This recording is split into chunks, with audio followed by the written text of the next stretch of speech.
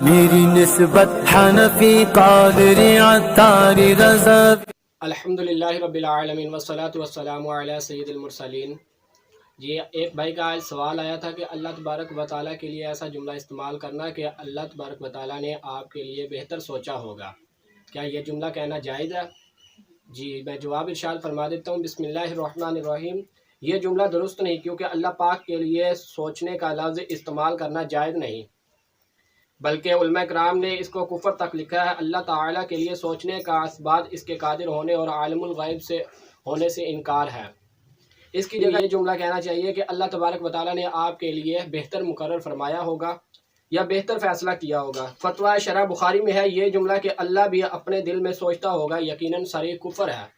یعنی ایسا جملہ کہنا کہ اللہ تعالیٰ بھی اپنے دل میں سوچتا ہوگا، اس جملے میں 3 کفریات آتے ہیں. دوسرا یہ کہ اس نے کہا سوچتا ہوگا، سوچتا وہ ہے جو عالم الغیب نہ ہو اور قدرت نہ رکھتا ہو. اللہ تعالیٰ کے لیے سوچنے کا اسباب اس کے قادر ہونے اور عالم الغیب ہونے سے انکار ہے، لہذا ایسے جملے استعمال کرنا کفر ہے. ایسے جملوں سے بچنا چاہیے. میری نسبت حنفی قادری عطاری رضا.